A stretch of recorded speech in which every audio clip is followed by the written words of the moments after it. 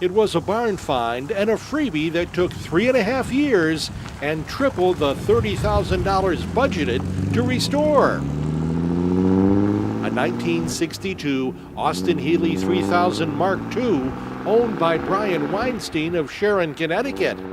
The car was originally in a barn for almost 25 years. It was layered in dust. I remember that there was just stuff stacked on the car. Seats were thrown in the back. The top was a mess. The car hadn't run. It was rusty. The tires were all flat. It came out on a flatbed. But overall, all the parts and pieces were there. The Austin-Healey was given to Weinstein by a neighbor 5 or 6 years ago with the caveat that it be brought back to life. I had zero knowledge of British terminology. I had zero knowledge of British cars.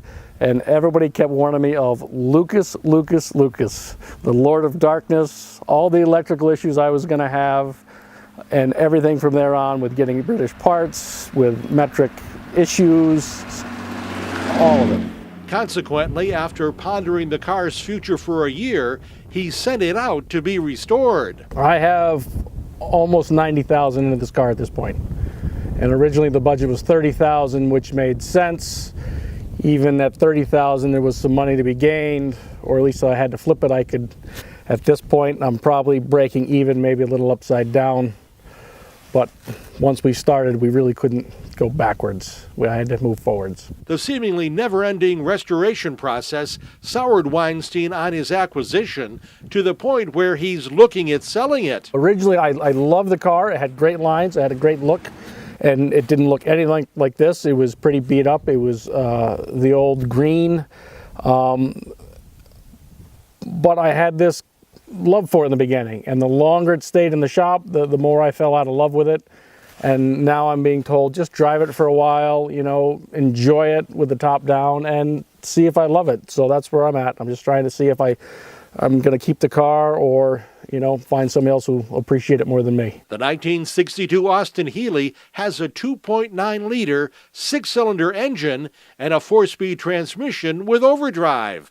It's a 2+2 version with small back seats. It's a fun little car to drive. I think I get a little concerned with braking because I'm used to, you know, newer cars with power brakes. But you do feel the road. It's like riding a motorcycle. You have this sense of freedom, this sense of openness, which I enjoy. So that makes it fun. The fun, though, hasn't erased the horrors of reviving it. I've had it about a month now, and it's been about 2 years of kicking and screaming and, you know, going to the restore and saying, when's it going to be done? When's it going to be done?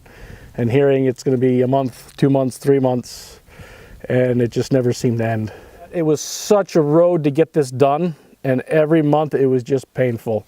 Calling the restore and saying, is it done? You know, no, I've got to order more parts. I still have a couple things that I want to do to really make it pristine that didn't get finished. So that labor of love, they say, kind of turned into just a labor.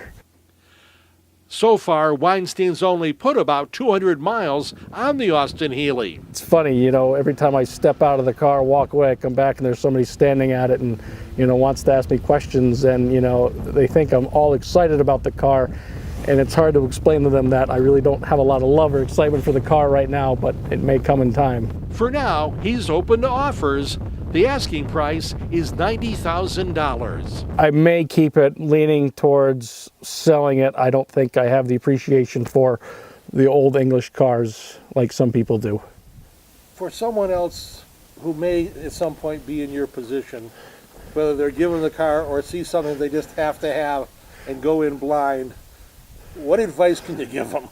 I think, first off, the word free, there's always something attached to it.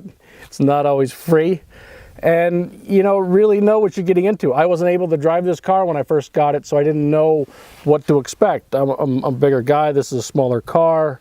You feel every bump in the road. It's not like a newer car, but there's a lot to be said about driving cars like this. You know, just be prepared. I guess if I were to do this all over again, I would buy turnkey rather than try to refurbish.